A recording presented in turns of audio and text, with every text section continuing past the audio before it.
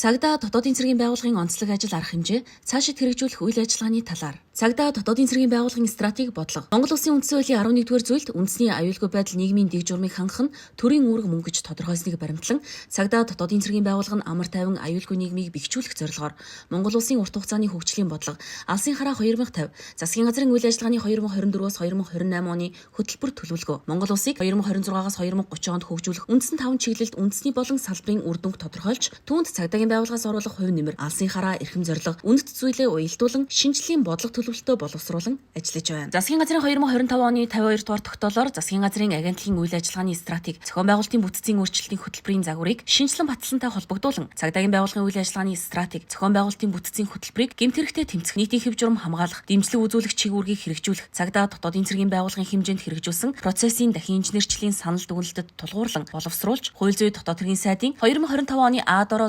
121-р тушаалаар батлуулан мөрдлөг болгон ажиллаж байна. Монгол Улсын засгийн газрын шинэ итгэл эрс шинтгэл буюу Монгол Улсыг 2026-аас 2030 онд хөгжүүлэх 5 жилийн үндсэн чиглэлтэй уялдуулан цагдаа дотоодын цэргийн байгууллагаас дээрх үндсэн 5 чиглэлийн хүрээнд шинтгэлийг хэрэгжүүлэхээр төлөвлөв. Үүн хуульд заасан чиг үүргээ хэрэгжүүлэхдээ хүн төвтэй бодлогыг хэрэгжүүлж иргэдийн амар тайван аюулгүй байдлыг хангах, шинжилгээ ухаанд суурилсан судалгаа дүн шинжилгээ хийж гэмт хэрэг зөрчилдөд тэмцэх ажлын үр нөлөөг нэмэгдүүлэх, дата засаглал, дата шилжилт, хиймэл оюун ухаан дэвшилтэд технологиг үйл ажиллагаанд нэвтрүүлэх, инновац хөгжлийн бодлогыг хэрэгжүүлж байгууллагын бүтээмжийг тасралтгүй сайжруулах, албаагч ажилтны хөгжлийн бодлогыг боловсронгүй болгох замаар бие бэлдэр эрүүл мэнд сэтгэл зүйн доктортой байдлыг хангахад чиглэсэн 5 тэргүүлэх чиглэлийг тодорхойлсон. Хуульд заасан чиг үүргээ хэрэгжүүлэхдээ хүн төвтэй бодлогыг хэрэгжүүлж иргэдийн амар тайван аюулгүй байдлыг хангах зорилтын хүрээнд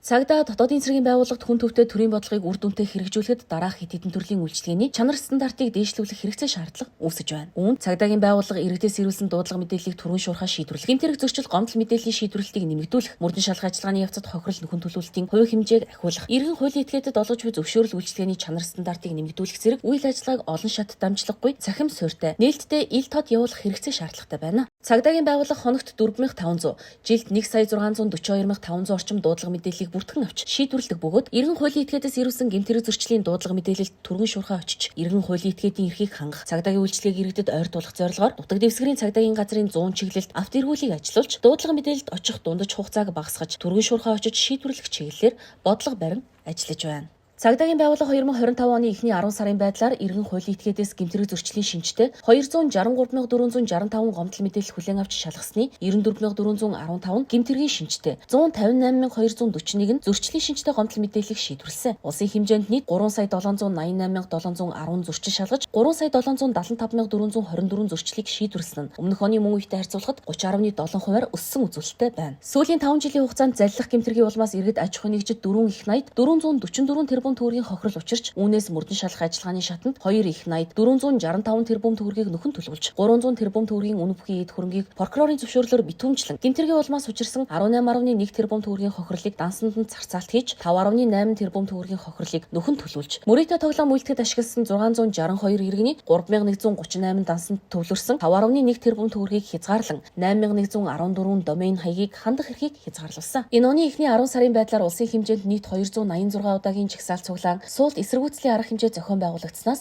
233 буюу 81% нь нийслэлд, 53 буюу 19% нь орон нутагт, 13% нь бүртгэлтэй, 87% нь бүртгэлгүй явагдаж 20,581 иргэн 850 орчим тээврийн хэрэгсэл оролцож цагдаагийн байгууллагаас хяналт тавьж ажилласан. Иргэн хуулийн этгээдэд үзүүлэх үйлчлэгийг нэг дор төвлөрүүлж үйл ажиллагааг чирэгдэлгүй шуурхаа хүртээмжтэй хүргэх зорилгоор галт зэвсэг ашиглан спорт сургалтын үйл ажиллагаа эрхлэх тусгай зөвшөөрөл, хувийн хамгаалтын үйл ажиллагаа эрхлэх тусгай зөвшөөрөл, тээврийн хэрэгсэл жолоодох эрх олох энгийн зөвшөөрөл, ан агнах зорилгоор галт зэвсэг улсын хилээр оруулах, гаргах энгийн зөвшөөрөл, Монгол Улсын иргэн галт зэвсэг улсын хилээр нэвтрүүлэх зөвшөөрөл зэрэг тусгай 2 энгийн 11 зөвшөөрөл олгож төрийн үйлчлэгээний e-Mongolia нэгдсэн системд цагдаагийн байгууллагын архивын лавлгаа, тодорхойлолт, баримтын хуулбар зэрэг 2 багц 7 үйлчлэгээ нийт 27 үйлчлэгийг холбож 102 аппликейшнийг нэвтрүүлснээр иргэдэд цахимаар үйлчлэг авах боломжийг бүрдүүлсэн. Хүн төвтэй бодлогыг хэрэгжүүлж иргэдийн амар тайван аюулгүй байдлыг хангах зорилтын хүрээнд цагдаагийн байгууллагаас улсын хэмжээнд яаралтай дуудлагын нэгдсэн 112 дугаарлалтад шилжүүлж байршлыг тодорхойлох боломж бүрдүүлэн хугацаа алдах эрсдлийг 50% бууруулахын зэрэгцээ иргэдийн хохирол нөхөн төлөлтийг нэмэгдүүлж дуудлагын нэгтршилт тулгуурласан хөдөлгөөнд цагдаагийн нэгжийн зохион байгуулалт бүхий зөөврийн сууцыг нэвтрүүлэн шуурхай ажиллагааг сайжруулж зөвшөөрөл төлбөрийн үйлчлэгийг нэг цагийн пос болон процесс автоматжуулалтаар ханган албаагчдын ачааллыг 30% бууруулж үйлчлэгээний хүртээмж иргэдийн итгэл сэтгэл ханамжийг нэмэгдүүлэхээр 2026-аас 2030 орчоонд төлөвлөн ажиллаж байна. Хүний эрхийг дээдлсэн үр нөлөөтэй цагдаагийн албыг төлөвшүүлж, иргэдийн цагдаагийн байгууллагын талаарх сэтгэл ханамжийг нэмэгдүүлэн, өргөдөл гомдол авалгааг онлайн хэлбэрт буюу дижитал шилжилт хийж, иргэдийн санал гомдолд шуурхай хариу өгөх хяналт, хариуцлагын тогтолцоог бүрдүүлж, хүний эрх чөлөөг хамгаалж, иргэдэд үзүүлэх үйлчлэгийг шуурхай хүртээмжтэй болгох, үйл ажиллагааны шуурхай байдлыг нэмэгдүүлэх замаар иргэдийг гэмт хэрэг, гэмт халдлах дөртгөөс урьдчилан сэргийлэх юм. Шинжлэх ухаанд суурилсан судалгаа дүн шинжилгээ хийж, гэмт хэрэг зөрчилдөд тэмцэх ажлын үр нөлөөг нэмэгдүүлэх зорилтын хүрээнд цагдаагийн байгууллагад хуулиар хариалуулсан хэрэг бүртгэлд мөрдөн байцаалтын хэрэг дүн шинжилгээ хийхэд 2020-2025 онд нийт 205,924 гэмт хэрэг бүртгэгдснээс гэмт хэргийн бүтцэд өндөр хувь эзэлж байгаа. Залилах гэмт хэрэг нийт гэмт хэргийн 66,235 буюу 32.2%, хулгайлах гэмт хэрэг 34,934 буюу 17%, хүний эрүүл мэндийн халдшгүй байдлын эсрэг гэмт хэрэг 49,908 буюу 24.2%, хөдөлгөөний аюулгүй байдал тээврийн хэрэгслийн ашиглалтын журмын эсрэг гэмт хэрэг 11,553 буюу 5.6%-ийг тус эзэлж байгаа нь 162,630 буюу 79%-ийг дээрх гэмт хэргийн гаралт эзэлж байна. Цагдаагийн байгууллагын ерөн сурвалжлах асаав сангийн ашиглалтын хувийг 2025 оны эхний 10 сарын байдлаар тооцоход хүн, мал амьтан, эд зүйлийн 396,837 мэдээллийг бүртгэж, зарлан 371,417 хүн, мал амьтан, эд зүйлийн ерөн сурвалжлалыг зогсоож, одоо үлдэгдэл 25,420 ерөн сурвалжлах ажлын илрүүлэлт 93.6%-тай байгаа нь өмнөх оны мөн үетэй харьцуулахад 92.7 буюу тэг 109%-аар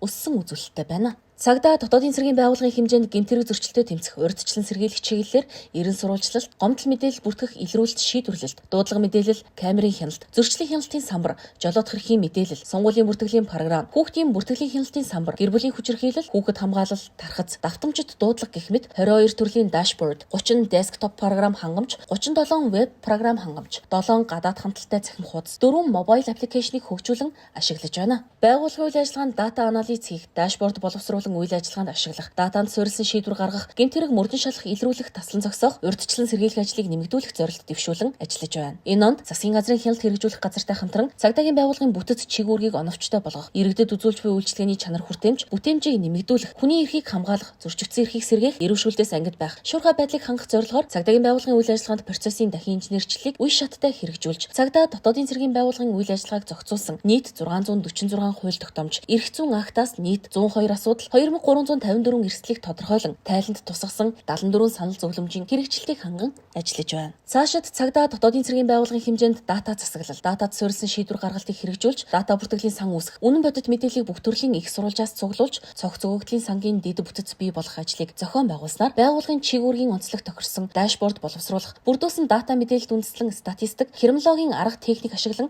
шийдвэр гаргах ажиллагаанд дэмжлэг үзүүлнэ. Түүнчлэн шинжлэх ухаанд суурилсан судалгаа дүн шинжилгээ хийж, гэмт хэрэг зөрчилдөд тэмцэх ажлын үр нөлөөг нэмэгдүүлэх зорилтын хүрээнд иргэдэд үзүүлэх үйлчлэгээний цахимжилтыг хангаж, мэдээллийг нэг цэгээс дамжуулах, виртуал оператор нэвтрүүлэх нь хэрэглэгчийн туршлага, бүтээмжийг сайжруулж, мэдээллийн чанар, хариу арга хэмжээний үр нөлөөг нэмэгдүүлнэ. Мөн орон зайн дүн шинжилгээний ArcGIS програмыг бүрэн ашиглах замаар нотлохонд суурилсан шийдвэр гаргалтыг бий болгох нөхцөлийг бүрдүүлэх юм.